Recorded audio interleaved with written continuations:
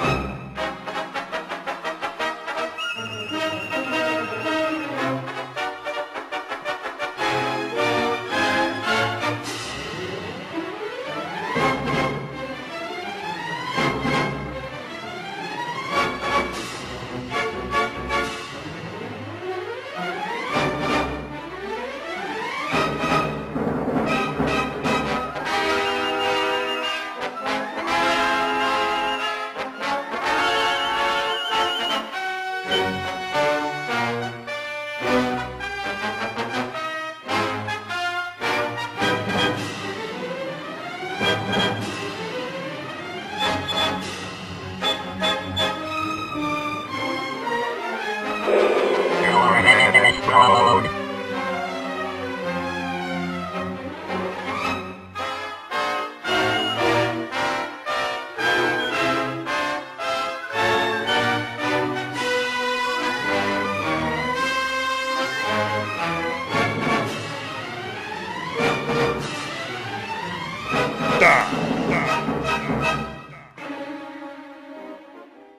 Wow. Some of those were seriously messed up. As you have just very clearly seen, modern video games can, and do, feature extreme, brutal, graphic and gruesome killing and dismemberment in exquisite, photorealistic detail. All this would normally be absolutely horrifying and atrocious. However, the plain, simple and obvious fact about it is that all of these terrible acts of violence are entirely fictional. Pretend. Not real at all. Video games are only fantasy. Of course, the main problem that many people have with these games is not so much that the depiction of extreme violence is in and of itself evil, but rather that they are a negative influence on people who play them and inspire similar acts of violence in real life, which obviously is totally unacceptable under any circumstances. To this claim, I respond that not only are all games simple entertainment as much as any other media form, but are extremely unrealistic and not representative of how those things work in real life. In the first place, most games like the ones I just showed feature violence that is highly exaggerated, and would be very difficult if not impossible to perform in real life. For instance, this infamous fatality from Mortal Kombat.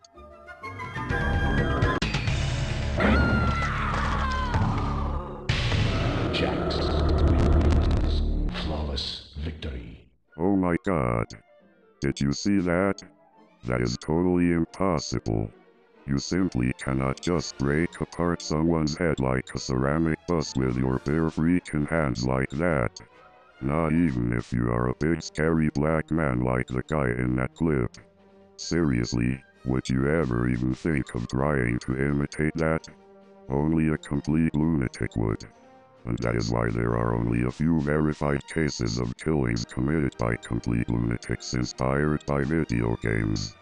Behavior like that is not at all the normal reaction to violent gaming by anyone who can distinguish fantasy from reality. The people who committed those crimes were psychopaths, And if it were not for the video games, something else equally as absurd would have prompted them to do the same. The insane people are to blame, not the games. Even games which claim to be more realistic, such as the ever-popular Call of Duty, are not much more plausible.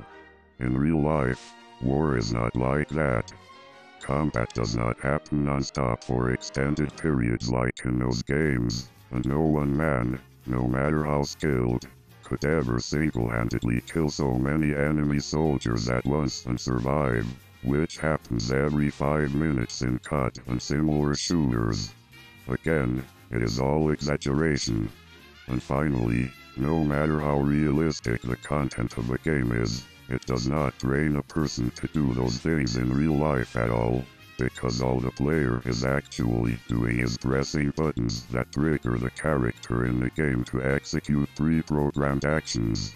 Actually doing that stuff in real life requires months of intense physical training, something that most gamers would never be able to successfully endure even if they tried. In fact, if anything, violent video games should in all likelihood act as a deterrent to violent crimes by allowing those with an urge to do such things to act them out in a simulated form that is of no harm to any actual people, and is also much easier, simpler and more enjoyable. In fact, there is evidence that gaming has in fact tremendously lowered crime rates for the past decade or more for this reason. Please take note of these charts, sampled from several sources.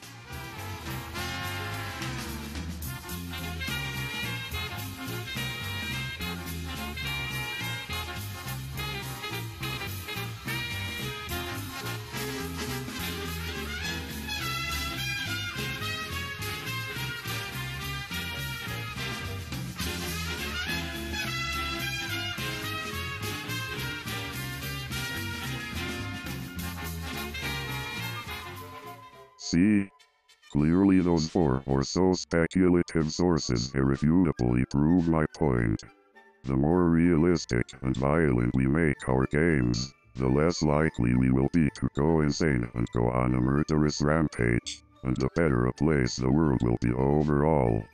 To celebrate the new confirmation of this wonderful fact, please enjoy yet another super gory and awesome video game, this one by the name of Prototype.